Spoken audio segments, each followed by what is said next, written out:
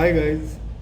अभी हमने पिछले लेक्चर में GS2 का जो सिलेबस था उसको डिकोड किया था और उसके साथ साथ जो UPPCS 2024 मेंस में क्वेश्चन पूछे गए थे पॉलिटी के, उसको हमने डिस्कस किया था कि कैसे कैसे उनको उनमें अप्रोच रखनी है। पर इस लेक्चर में हम क्या करेंगे, इस लेक्चर में हम देखेंगे गवर्नेंस के पार्ट और सोशल जस्टिस का पार्ट, कि उसमें कैसे कैसे क्वेश्चन पूछे गए थे और उनको कैसे कैसे डील करना है। तो ये है उसका डायरेक्ट क्वेश्चन पेपर जो दृष्टि IAS ने अपलोड कर रखा है अपनी साइट पे। इससे हम देखते हैं। हमने ये क्वेश्चन डिस्कस कर लिया, ये कर लिया, ये कर लिया, ये कर लिया। पॉलिटी के लगभग सारे ही कर लिए थे। कंट्रीब्यूशन ऑफ ये रह गया हमारा, ये वाला एक रह गया। फिर SHG सिविल सोसाइटी ये, और फिर हमने ये कर चुके हैं डिस्कस, ये कर चुके हैं डिस्कस, ये कर चुके हैं डिस्कस। फाइनेंस कमीशन भी डिस्कस कर लिया है, और ये हमारा रह गया है, और ये रह गया है, और ये रह गया है। ये हमारे गवर्नेंस और सोशल जस्टिस के क्वेश्चंस हैं जो हमें डिस्कस करने हैं। सो एक एक करके इनको देखते हैं। तो ये बोल रहे हैं the contribution of public distribution system in poverty alleviation. अब देखिए, वैसे तो ये जो डायरेक्टली पब्लिक डिस्ट्रीब्यूशन सिस्टम है किसमें मेंशन कर रखा है, GS3 में मेंशन कर रखा है, GS3 के सिलेबस में। पर ये कहीं ना कहीं सोशल वेलफेयर का भी तो पार्ट है, और वेलफेयर जो सोशल जस्टिस है वो किसका पार्ट है, GS2 का। इसलिए इन्होंने इधर पूछा है। तो रिव्यू करना है हमें कि पब्लिक डिस्ट्रीब्यूशन सिस्टम कैसे कैसे पॉवर्टी एलिवेशन को कंट्रीब्यूट करता है। अब इसको इंट्रोडक्शन में आप कैसे लिखोगे, इंट्रोडक्शन आप डायरेक्टली ये लिख दोगे कि PDS का कैसे कैसे इंडिया में इवॉल्व हुआ। ठीक है। मेन बॉडी में कंट्रीब्यूशन हमें ये लिखना है कि पॉवर्टी एलिवेशन कैसे करा है, क्योंकि इसने सप्लीमेंट करा है, supplement the private expenditure on food. ठीक है। Health improvement. तो इसमें आप ना हेल्थ इम्प्रूवमेंट में आप एक फ्लो चार्ट बना सकते हो। हेल्थ इम्प्रूवमेंट हुआ तो उससे इनकी प्रोडक्टिविटी बढ़ी, तो उससे उनकी इनकम जो है बढ़ी है। ठीक है। ये कहीं ना कहीं पॉवर्टी एलिवेशन हो गया। ऐसे ही 3-4 पॉइंट और आप लिख देते, पर उसके साथ साथ आपको यहाँ पे ना 2 पार्ट है कि इसने कैसे कैसे कंट्रीब्यूट किया है और इसके फेलियर्स क्या रह गए। फेलियर्स भी लिखने थे।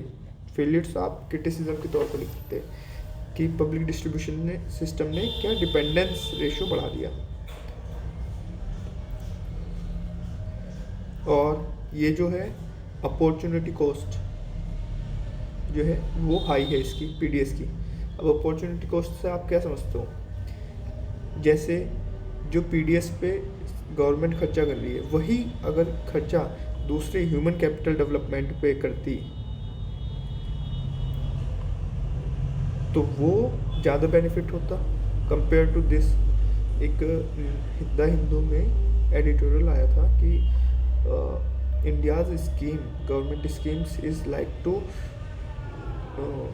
कि उन्हें एक डॉल पकड़वा देते हैं कंपेयर टू उन्हें वो नहीं करते, उनके लायक नहीं बनाते, अपनी आजीविका कमाने के लायक नहीं बनाते। उनको बस एक डॉल पकड़वा देते हैं कि बस खेलते रहो इससे। ऐसा कुछ एक आर्टिकल था, एडिटोरियल था द हिंदू में। तो अब आप ये देख सकते हो कि सही में ऐसा कुछ है कि PDS सिस्टम को हमें क्या करना चाहिए, अंत्योदय सिस्टम बनाना चाहिए। जो पुअरेस्ट ऑफ द पुअर है ना, उनके लिए ही PDS सिस्टम होना चाहिए। बाकी के लिए क्या होना चाहिए, बाकी का जो खर्चा है वो सारा हमारा उनकी ह्यूमन कैपिटल डेवलपमेंट में लगाना चाहिए। तो ये आप वे फॉरवर्ड लिख देते इसमें। ठीक है। वे फॉरवर्ड कंक्लूजन में ही आ जाता। ये हो गया आपका ये वाला क्वेश्चन। अब what is the role of SHGs in rural development. ये तो बहुत ही डायरेक्ट क्वेश्चन है। पता है रूरल डेवलपमेंट से लोग बाग क्या समझते हैं, यार रूरल डेवलपमेंट कि वहाँ पे सड़कें बन गई, वहाँ पे बस उनके पास पैसा ज़्यादा आ गया। ये अरे ऐसा नहीं है, बहुत ही कॉम्प्रिहेंसिव टर्म है ये रूरल डेवलपमेंट। क्या इसमें फिजिकल डेवलपमेंट होना चाहिए, फिजिकल में इंफ्रास्ट्रक्चर जितना भी हो गया, एग्रीकल्चर का डेवलपमेंट होना चाहिए, क्योंकि जो रूरल एरियाज़ हैं वो मेनली किस पे डिपेंडेंट होते हैं, उनकी लाइवलीहुड वो एग्रीकल्चर पे होती है। सोशल डेवलपमेंट होना चाहिए, पॉलिटिकल डेवलपमेंट होना चाहिए, सब इसमें इंक्लूडेड है। एनवायरमेंटल भी इसमें इंक्लूडेड है। ठीक है, तो रूरल डेवलपमेंट बहुत ही ब्रॉड है। तो हम इसको इंट्रोड्यूस कैसे कर सकते थे? इंट्रोडक्शन हम डायरेक्ट एसएचजी की डेफिनेशन देखिए, NRLM national rural livelihood mission ने एसएचजी की डायरेक्ट एक डेफिनेशन दे रखी है, आप उसको तैयार कर सकते हो। मैंने तो उसको याद कर रखा है। वो है SHG is a group of people who pool their savings into a common fund, meet regularly and use the fund for mutual benefits. ये एसएचजी है, एसएचजी की डेफिनेशन। तो आप ये एसएचजी की डेफिनेशन वहाँ लिख सकते थे, और शुरुआत ऐसे करनी है अकॉर्डिंग टू NRLM। अगर आप ऐसे लिखोगे तो उसको क्लियरली दिख जाएगा एग्जामिनर को, यार NRLM की डेफिनेशन पता है, बंदे ने पढ़ी है, मेहनत करा है। ठीक है, फिर इसकी मेन बॉडी में क्या आएगा? डायरेक्ट रूरल डेवलपमेंट, एसएचजी का कंट्रीब्यूशन बता दीजिए आप। एसएचजी का कंट्रीब्यूशन कैसे? Livelihood generation. फिर इसमें एग्जाम्पल डाल दीजिए कोई सा, कि कुदुमश्री ने वुमेन एम्पावरमेंट, वुमेन के लिए लाइवलीहुड जनरेशन किया है। ठीक है, फिर इसमें सोशल कोहेजन, क्योंकि बहुत सारे लोग एक साथ आते हैं, तो सोशल कोहेजन और social capital and capital development. ठीक है, फिर इसके साथ साथ वुमेन एम्पावरमेंट, ये भी तो सोशल रिफॉर्म का पार्ट है। वुमेन एम्पावरमेंट कैसे? जैसे गवर्नमेंट ने अभी स्कीम निकाली, लखपति दीदी स्कीम। फिर इसके साथ साथ आप पॉलिटिकल भी डाल सकते हो। पॉलिटिकल कैसे? पंचायती राज इंस्टीट्यूशन इम्प्रूवमेंट। एसएचजी क्या करता है? Bargaining power of people increase कर देता है। वो अपनी जब बात को रखते हैं ना ग्रुप ऑफ पीपल एक साथ, तो उनकी बात में अहमियत बढ़ जाती है, तवज्जो बढ़ जाती है वो चीज़। फिर फाइनेंशियल इंक्लूजन भी इंक्रीज करता है। कैसे? नाबार्ड का जो स्कीम थी SHG BLP, bank linkage programme, वो फाइनेंशियल इंक्लूजन उसने इंक्रीज़ किया है। तो आप ये सारे पॉइंट इसमें लिखने थे। फिर कंक्लूजन में क्या लिखना था? देखिए, एसएचजी हो, NGO हो या सिविल सोसाइटी हो, उसमें एक बहुत ही कॉमन और बहुत ही अच्छा कंक्लूजन है, सबका साथ, सबका विकास और सबका प्रयास। ये आप कंक्लूजन की लाइन उसमें डाल सकते थे कि we have to achieve this and SHG is a major contributor to realise this dream. ठीक है, ऐसे करके। The next question, challenges is the government facing in the implementation of welfare schemes of the most vulnerable sections। बहुत ही direct question है, इसमें क्या क्या लिखना है आपको? चैलेंजेस की बात करिए तो डायरेक्ट आप चैलेंजेस की बात करेंगे कि क्या क्या चैलेंजेस हैं। इसको ना आप बहुत तरीके में वो कर सकते हैं, जैसे पॉलिटिकल, इंस्टीट्यूशनल, इकोनॉमिक, सोशल, इस तरीके से। पॉलिटिकल में क्या हो गया, फिर गवर्नेंस का भी कहा जाएगा। गवर्नेंस में क्या हो गया? एक तो फॉल्टी पॉलिसी मेकिंग, ठीक है। गवर्नेंस में पुअर इम्प्लीमेंटेशन, कि इम्प्लीमेंटेशन ही सही नहीं हो रहा जी, यहाँ पे करप्शन भी आ जाएगा। सोशल में पुअर अवेयरनेस। दूसरा इकोनॉमिक में कि बजट कॉन्स्टेंट रहता ही नहीं, पैसा उनके पास, तो वो क्या ही आगे वो करेंगे।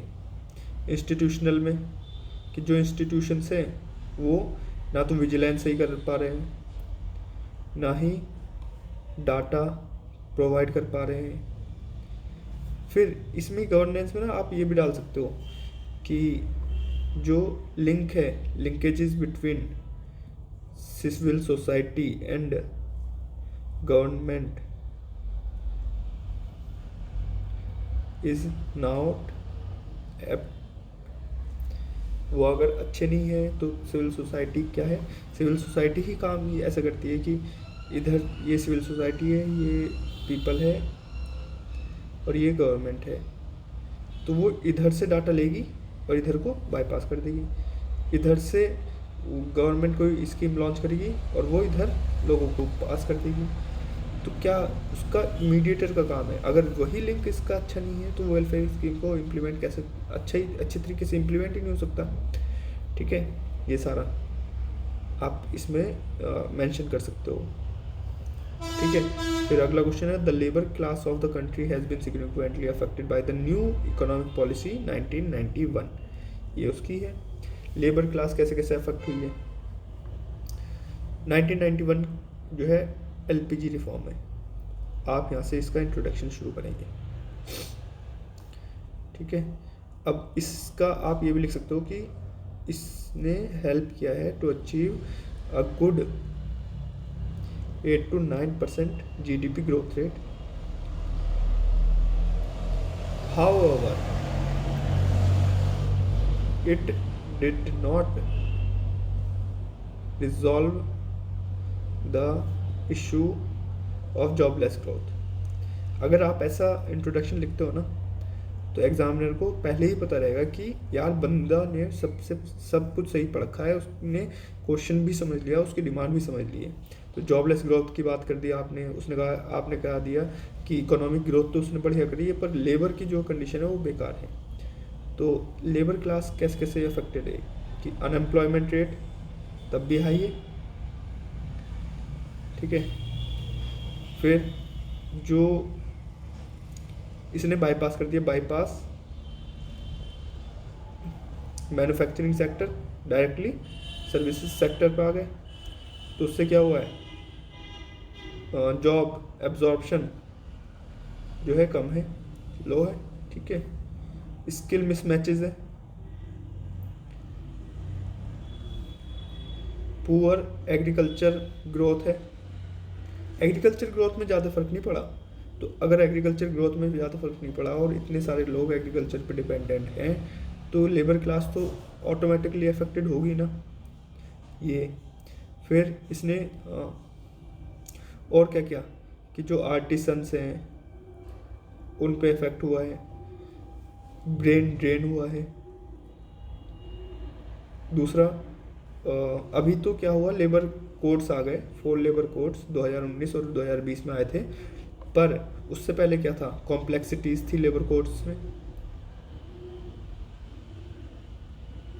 उसकी वजह से क्या होता था, जो सोशल बेनिफिट्स हैं वो नहीं मिल पाते थे।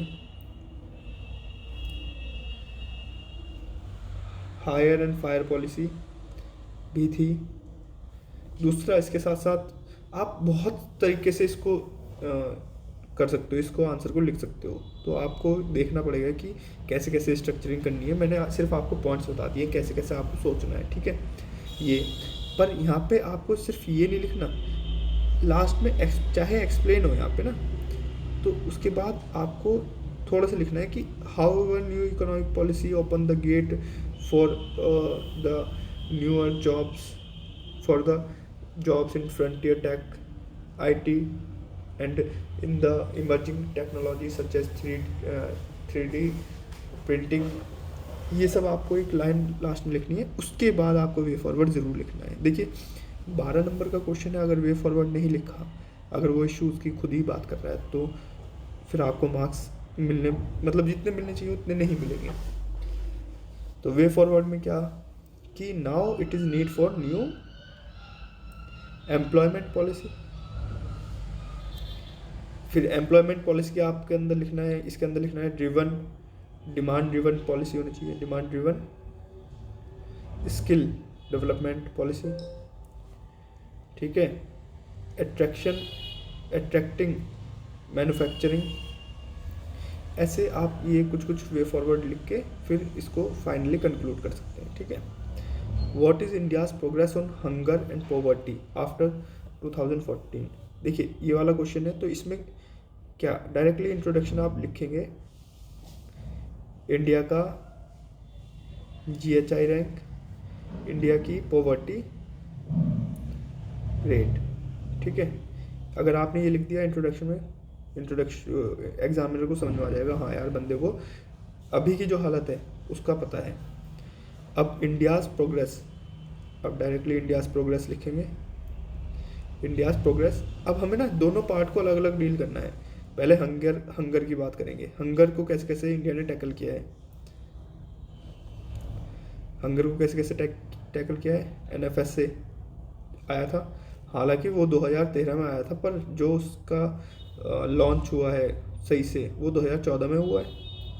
फिर इसके साथ साथ बहुत सारी स्कीम्स आई हैं जो हंगर को टैकल करती हैं, जो बेसिक न्यूट्रिशंस को टैकल करती हैं, जैसे कि प्रधानमंत्री गरीब कल्याण योजना।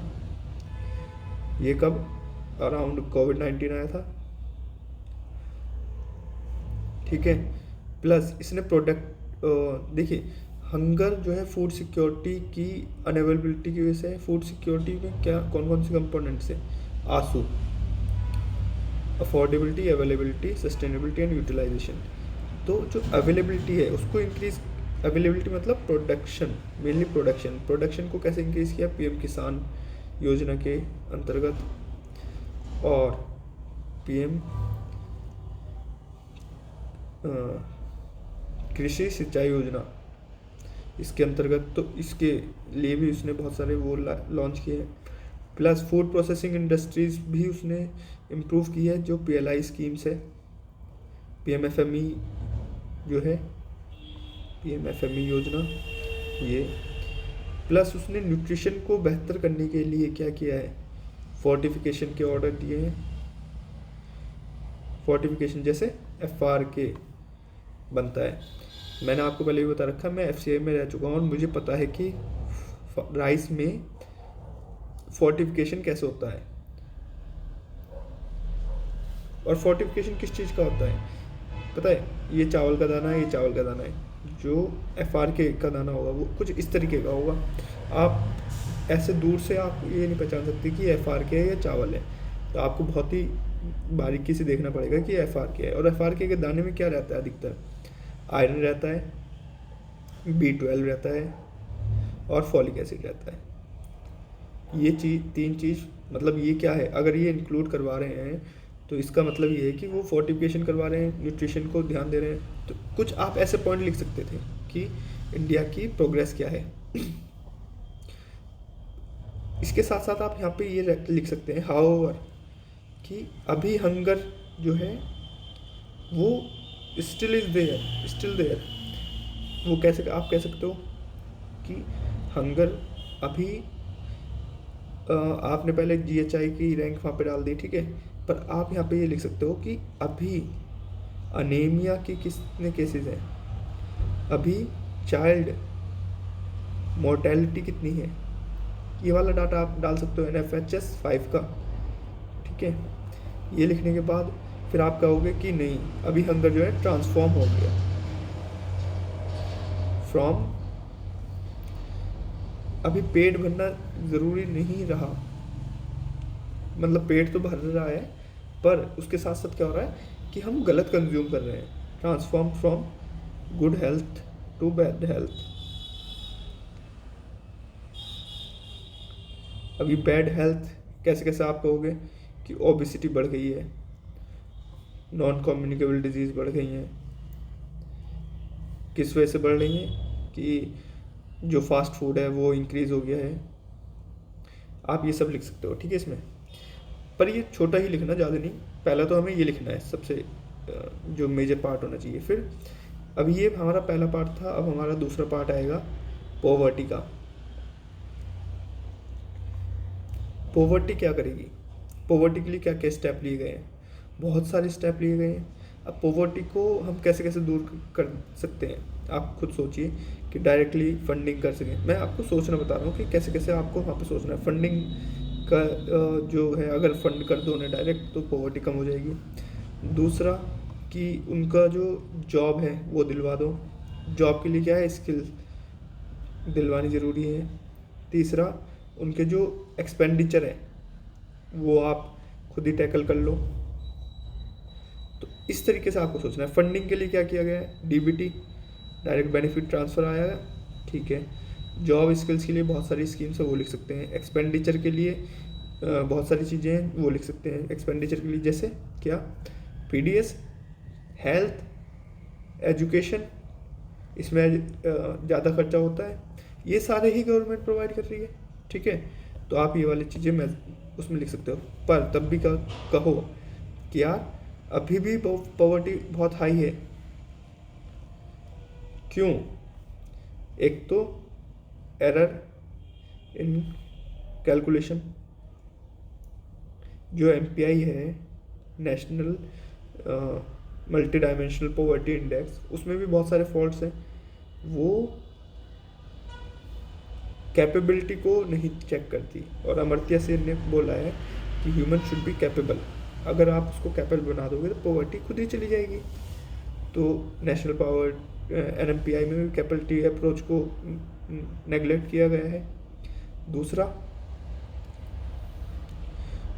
जो स्किलिंग है वो भी बहुत पुअर है।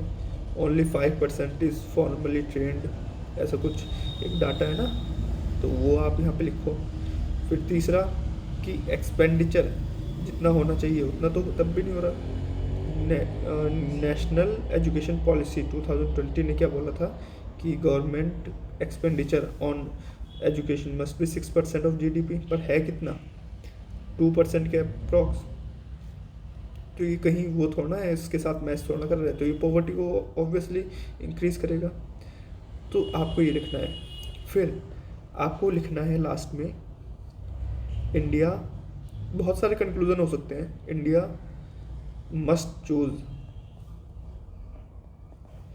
ह्यूमन कैपेबिलिटी डेवलपमेंट, ब्रैकेट में Amartya Sen, over the basic necessity demand fulfillment to ensure demographic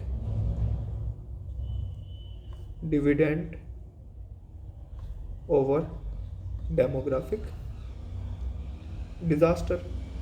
देखिए कितना अच्छा आपका कंक्लूजन है। डेमोग्राफिक डिविडेंड और डेमोग्राफिक डिजास्टर, बेसिक नेसेसिटी नहीं, और human capability development, Amartya Sen ने जो बोला है। तो आपको ना जब एग्जामिनर ये कुछ कुछ वर्ड्स देखेगा वो खुद ही अच्छा फील करेगा और आपको अच्छे नंबर दे देगा, ठीक है। तो ये हमारे आज के क्वेश्चंस हो गए। अब जो अगला लेक्चर होगा तो उसमें हम डिस्कस करेंगे इसके आईआर का पार्ट, दूसरा इसका, और अगर कोई जनरल ऑब्जर्वेशन होगी पेपर को लेके तो वो डिस्कस करेंगे, ठीक है। तब तक लिए थैंक यू, और प्लीज़ सब्सक्राइब कर दीजिए, और जो भी आपको डाउट है वो प्लीज़ कमेंट सेक्शन में लिख दीजिए। Thank you.